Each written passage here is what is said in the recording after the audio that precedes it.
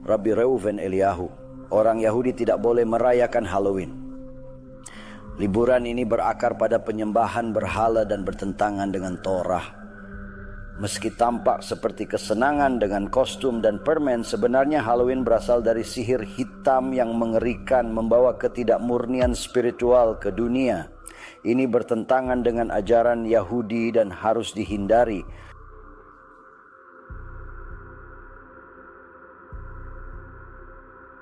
Hari ini, Halloween yang tidak saya kenal saat kecil dan banyak orang Yahudi masih belum tahu, meski terlihat sepele, kostum, lempar telur, kertas toilet di rumah dan kenakalan anak-anak lainnya sebenarnya berasal dari Avodah Zarah.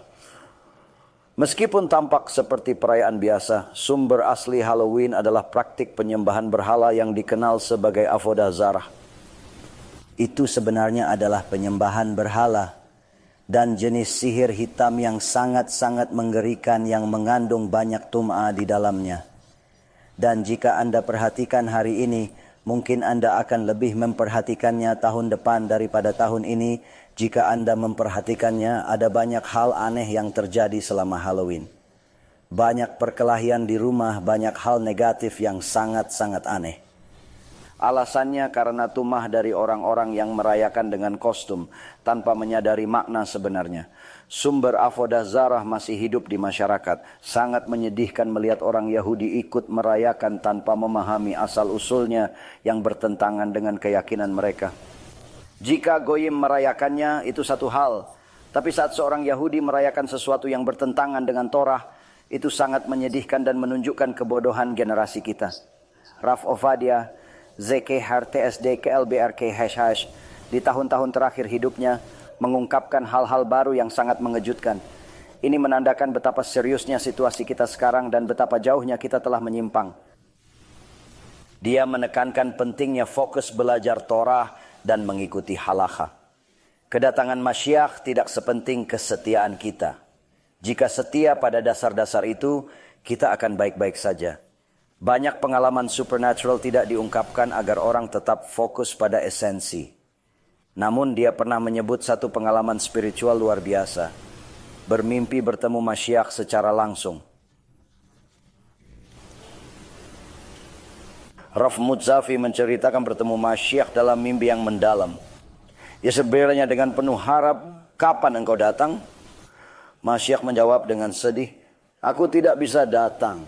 Mengapa? Kami telah menunggumu 2 tahun dengan sabar, tanya Raf Mutzafi. Masyiach berkata dengan nada prihatin, masih ada lebih dari 1 juta anak di Eretz Israel yang tidak mengetahui Kriyat Shema. Ini sangat menyedihkan. Artinya tingkat kebodohan begitu tinggi pada tahap ini. Bahkan di Eretz Israel, di mana bahasa pertama adalah Ibrani, bahwa bahkan di sana mereka tidak tahu Shema Israel. Tingkat identifikasi Yahudi yang sangat dasar. Di Amerika sayangnya, kita bahkan lebih buruk. Dan sebagian dari hal yang kita lihat hari ini adalah bahwa kebodohan terjadi di dunia sekuler dan juga ortodoks. Bukan hanya di kalangan konservatif, reformasi, atau sekte sesat lainnya yang terpisah dari kebenaran. Dunia ortodoks saat ini sangat-sangat bingung. Mereka tidak tahu mana yang benar atau salah, mana yang kiri atau kanan. Orang-orang bingung cara bertindak karena kita semua berusaha menjadi baik dan ramah. Namun kita lupa hal-hal yang sebenarnya penting dalam kehidupan spiritual kita. Bahwa ada sebuah pasuk dalam Torah yang mengatakan tidak ada damai dengan Reshaim. Tidak ada damai. Hashem yang mengatakannya, bukan saya. Mengapa? Mengapa tidak ada damai dengan Reshaim? Anda memiliki tugas sebagai seorang Yahudi. Anda seharusnya melayani Hashem. Itu tugas Anda. Itu sebabnya Anda datang ke dunia. Anda tidak suka tugas Anda. Sayang sekali, itu tugas Anda. Hanya ada 2 jenis Yahudi yang melayani Hashem dan yang tidak. Semua nama lain, konservatif, reformasi, ortodoks, terbuka, tertutup, hanyalah omong kosong. Yang penting adalah apakah Anda melayani Hashem atau tidak. Jika Anda melayaninya tidak ada bedanya apa yang orang sebut Anda entah ortodoks atau Optimus Prime. Itu tidak penting. Jika Anda tidak melayani Hashem, itu penting bagaimana mereka menyebut Anda. Mengapa? Tergantung alasan Anda tidak melayaninya. Jika karena Anda sekuler dan tidak tahu, seperti saya dulu, Anda tidak peduli dan hanya membuat aturan sendiri. Apa yang Anda suka, Anda lakukan. Yang tidak Anda suka, Anda abaikan. Ini adalah cara hidup yang egois, tanpa mempertimbangkan kehendak Hashem atau tanggung jawab Anda sebagai seorang Yahudi. Itu satu hal. Jika Anda menyebut diri konservatif, reformasi, atau sekte lainnya, ketahuilah bahwa label-label tersebut sebenarnya tidak bermakna. Ini masalah serius. Alasannya dengan menyatakan diri sebagai bagian dari organisasi atau gerakan tersebut, Anda secara terbuka menyatakan perang terhadap Torah dan Hashem Yitbarach. Anda mengatakan bahwa menjadi bagian dari organisasi ini sama seperti seseorang yang mengaku bagian dari Hamas. Hamas bertujuan membunuh orang Yahudi. Saya tidak percaya. Maksud Anda? Jika Anda bagian dari mereka, berarti setuju. Anda bersaksi ingin membunuh Yahudi.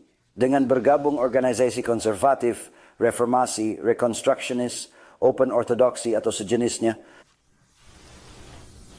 berarti Anda setuju dengan semua yang mereka lakukan. Ketika mereka menerima rabi non-Yahudi, Anda setuju. Saat mereka menerima pemimpin gerakan konservatif di Yerusalem yang gay, Anda mendukungnya. Secara tidak langsung, Anda menyetujui semua keputusan dan tindakan mereka, terlepas apakah sesuai dengan ajaran tradisional atau tidak.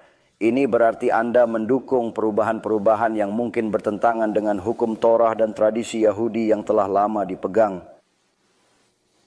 Tokoh Amerika menyatakan Hashem keliru soal homoseksualitas dalam Torah. Bergabung organisasi seperti itu menjadikan seseorang musuh Hashem. Wajib melayaninya, bukan mencari shalom. Bukan berarti membunuh. Kematian tak mengubah rasa jadi tzadik. Anggota organisasi itu, setuju atau tidak, otomatis menjadi bagian dan musuh Hashem. Mereka adalah bagian dari musuh Hashem, terlepas setuju atau tidak. Anda tidak boleh memiliki shalom. Kewajiban Anda adalah melayani Hashem. Apakah ini berarti membunuh? Tidak, kami tidak menganjurkan itu. Kami bukan psikopat. Namun, Anda tidak bisa mengubah rasa menjadi tzadik hanya karena kematiannya. Anda wajib melayani Hashem, bukan mencari perdamaian dengan musuhnya. Tetapi ini tidak berarti melakukan kekerasan atau tindakan ekstrim.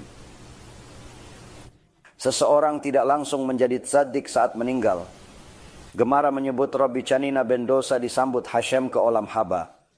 Intinya, jika Anda menangis sampai mati karena tesyufa tulus, Anda bisa seperti dia. Tapi ini bukan proses mudah atau instan. Menjadi tzadik butuh dedikasi seumur hidup dan upaya konsisten memperbaiki diri serta mendekat pada Hashem. Menangis sampai mati bukan hanya sampai mata sakit. Jika bisa menangis dari tesyufa hingga mati, Anda bisa jadi Rabbi Dodi. Namun cerita itu belum bisa digunakan sebagai sumber. Saat mendaftar ke syul konservatif atau reformasi, perlu dipahami bahwa organisasi ini mendukung gerakan politik untuk mengubah tradisi dan hukum Yahudi. Ini pilihan dengan konsekuensi spiritual mendalam. Pertama-tama menjadikan Brit Milah illegal di Israel dan di Amerika. Terutama di Israel. Baru-baru ini di Amerika mereka mencoba untuk melarang shechita, ya, penyembelihan. Tanpa penyembelihan tidak ada kosher. Jika Anda tidak dapat menyembelih sapi atau ayam, tidak ada lagi kosher. Itu saja. Mulai sekarang kalian semua harus makan sandwich coklat. Itu saja. Tidak ada kosher. Tidak ada penyembelihan, tidak ada kosher. Mereka ingin melarangnya dan mereka masih berusaha. Jadi, dan banyak aturan anti Torah lainnya yang mereka miliki dan gerakan politik berbeda yang mereka miliki, pro-aborsi dan banyak hal lain yang bertentangan dengan Torah. Yang terpenting mereka secara bulat percaya bahwa Torah bukan berasal dari surga. Mereka percaya Torah lisan tidak dapat diandalkan dan bisa diubah sesuka hati. Halacha, hukum, atau apapun bisa diubah tanpa batasan. Seperti bermain Lego, hari ini membangun transformer, besok pesawat, lusa rumah, atau pertanian, begitu seterusnya.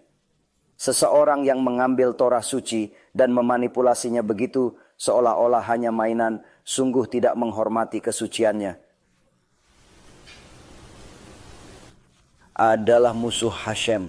Jadi menyebut orang seperti itu kadosh, suci. Karena beberapa psikopat membunuhnya. Saya minta maaf teman-teman, ini bertentangan dengan Torah. Kita dimaksudkan untuk menjadi cahaya bagi bangsa-bangsa, bukan mengikuti praktik-praktik mereka yang sesat. Ingatlah, setiap Yahudi harus ingat bahwa dia adalah Yahudi. Kami tidak merayakan hari libur non-Yahudi, bahkan jika tampak tidak berbahaya. Ini adalah zilzul, sebuah bentuk tidak hormat terhadap Torah dan dapat menyebabkan Chilul Hashem, penodaan nama Tuhan. Tetaplah berpegang pada Torah kita yang suci dan hari-hari raya kita sendiri. Itulah jalan seorang Yahudi sejati.